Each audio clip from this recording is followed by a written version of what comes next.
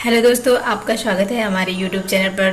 तो आज से हम इस वीडियो में सॉलिड स्टेट के बारे में डिस्कशन करने वाले हैं। तो चलिए हम समझ लेते हैं कि सॉलिड स्टेट क्या होता है और ये कितने टाइप्स का होता है। तो देखिए, जो पहला पॉइंट हमारा है यह क्या है। Solid state are characterized by their incompressibility, rigidity, mechanical strength and close packing.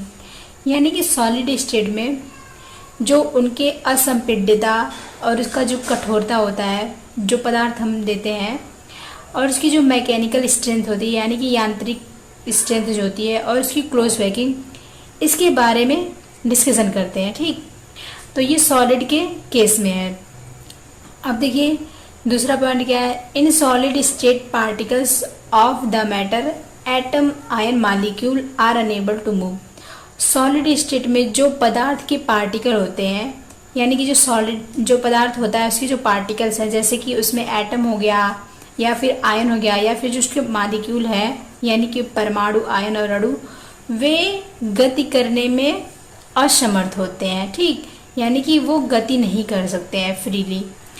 अब देखिए, सॉलिड जो होता है ये दो तरह का होता है।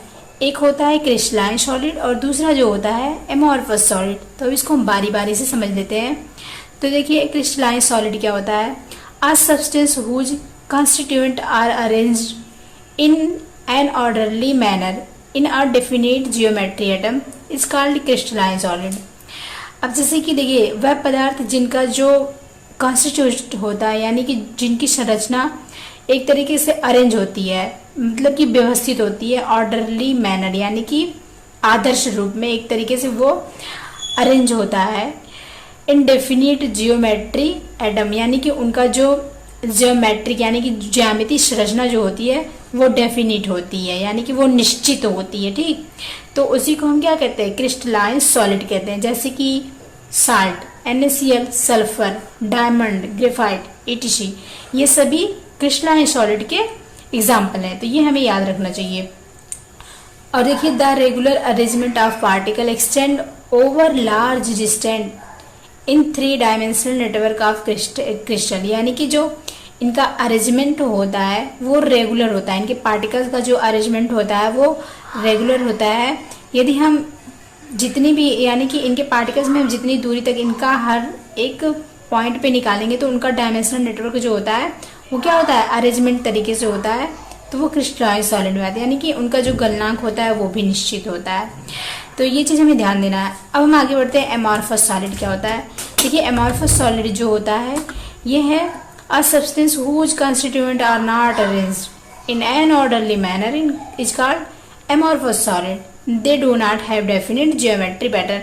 यानी कि इनका कोई जियोमेट्रिक पैटर्न जो होता है वो डेफिनेट नहीं होता है, यानी कि इनका जो संरचना होता है यानी कि जो कॉन्स्टिट्यूएंट्स होता है वो अरेंजमेंट तरीके से नहीं होता है। ठीक, तो उसी को कहा गया है are not arrangement in an orderly manner, यानी कि इनका कोई ऑर्डरली मैनर नहीं होता है। तो इसे हम एमॉर्फस सॉलिड कहते हैं।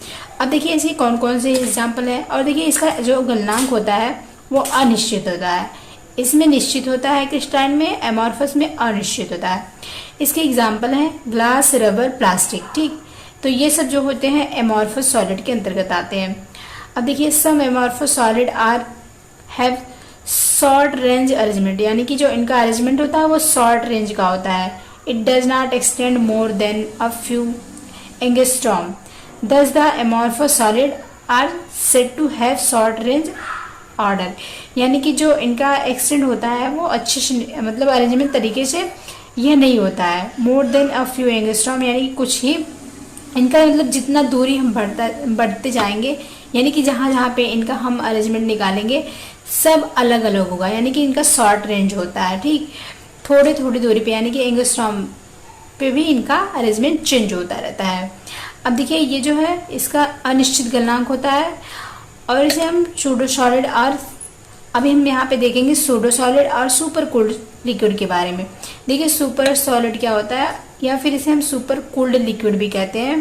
तो ये एक तरीके से एमॉर्फस के अंतर्गत आता है, लेकिन इसे हम समझते हैं। देखिए, लाइक लिक्विड एमॉर्फस सॉलिड, यानी कि यह एक तरीके का लिक्विड होता है जो एमॉर्फस सॉलिड होता है।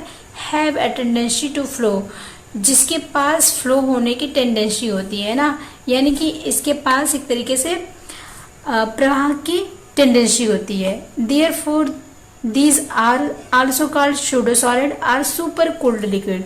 तो इसे हम या तो सूडो सॉलिड कहते हैं या फिर सुपर कूल्ड लिक्विड कहते हैं। सूडो मतलब क्या होता है, छद्म, यानी कि एक तरीके से सूडो सॉलिड होता है, ठीक, यानी कि छद्म रूप से ये पूरी तरीके से सॉलिड नहीं होते हैं, ठीक।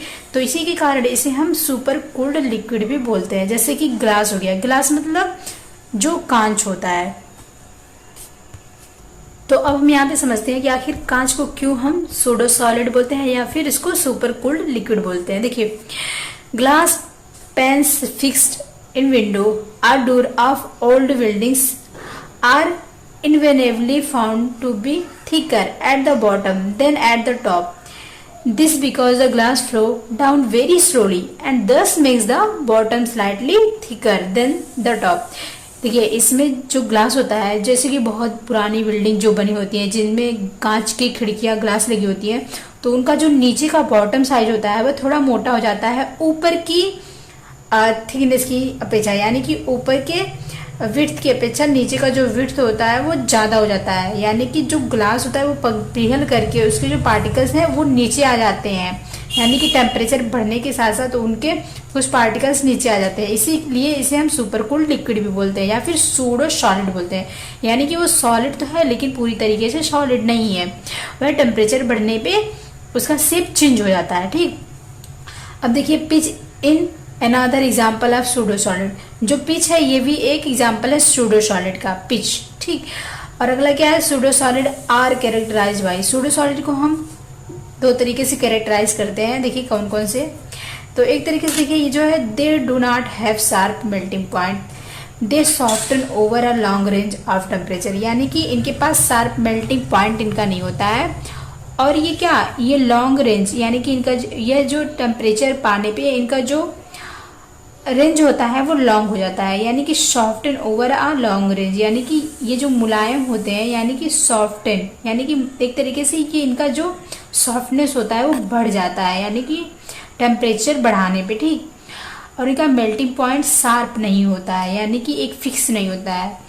दे can flow slowly under their own weight and lose shape. और दूसरा तरीका क्या है, दे कैन फ्लो स्लोली, ये धीरे धीरे क्या फ्लो होते हैं अंडर देयर ओन वेट, यानी कि हल्के वेट से भारी वेट की, मतलब कि वो अपना जो वेट है वो एक तरीके से वो चेंज करते हैं। चेंज मतलब कि लूज करते हैं, अपना शेप भी लूज करते हैं और अपने वेट में भी वो निश्चितता नहीं रखते हैं, यानी कि चेंज होता रहता है, ठीक।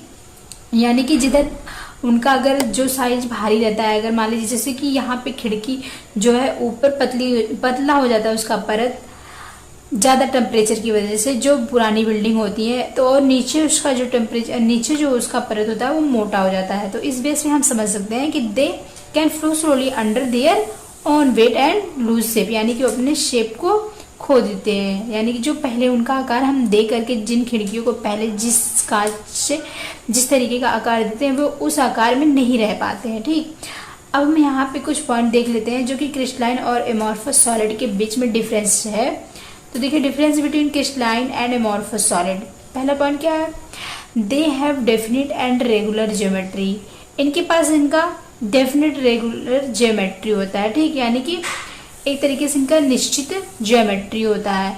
और इसमें क्या होता है, दे do not have a definite geometry shape, यानी कि इनका कोई निश्चित ज्यामितीय आकार नहीं होता है, ठीक। और अगला देखिए क्या है, they have sharp melting point. Crystalline solid के पास शार्प मेल्टिंग पॉइंट होता है, जबकि एमॉर्फस सॉलिड के पास शार्प मेल्टिंग पॉइंट नहीं होता है। ये regarded as liquid at all temperature, यानी कि एक तरीके से सभी टेम्परेचर पे ये एक तरीके से लिक्विड में चेंज होते रहते हैं, ठीक। दे चेंज इन लिक्विड एब्सोल्युटली, यानी कि abruptly at a fix temperature, यानी कि ये एक फिक्स टेम्परेचर पे ही लिक्विड में चेंज होते हैं, लेकिन ये सभी टेम्परेचर पे धीरे धीरे कन्वर्ट होते रहते हैं लिक्विड वाले पॉइंट में, ठीक।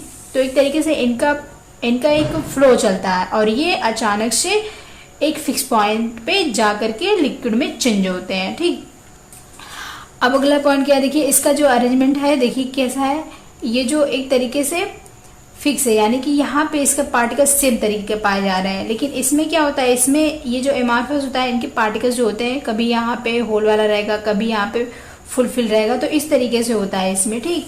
तो इस तरीके से इसकी ज्योमेट्री क्या होती है, डेफिनेट नहीं होती है। इसमें देखिए ये सेम हो रहा है, यानी कि इसकी ज्योमेट्री क्या है, डेफिनेट है। अब अगला पॉइंट क्या है, crystalline solid are isotropic, their physical properties such as refractive index, conductivity, viscosity etc have different value in different direction. देखिए इसमें क्या होता है, ये क्रिस्टलाइन सॉलिड जो होते हैं ये एनाइसोट्रॉपिक होते हैं, जैसे कि इनका जो फिजिकल प्रॉपर्टी होता है, जैसे कि रेफ्रैक्टिव इंडेक्स, कंडक्टिविटी इनकी चालकता, विस्कोसिटी यानी कि श्यानता, have different value in different direction, ये डिफरेंट वैल्यू देते हैं डिफरेंट डायरेक्शन में, ठीक। लेकिन एमार्फस सॉलिड में क्या होता है, आइसोट्रॉपिक है ये, इनकी जो फिजिकल प्रॉपर्टी होती है ये सभी डायरेक्शन में सेम होती है एमार्फस सॉलिड में, ठीक। अब अगला देखते हैं, अगला पॉइंट क्या है, they have definite latent heat of fusion, यानी कि इनका जो लेटेंट हीट ऑफ फ्यूजन होता है वो निश्चित होता है, और इनका लेटेंट हीट ऑफ फ्यूजन जो होता है ये निश्चित नहीं होता है।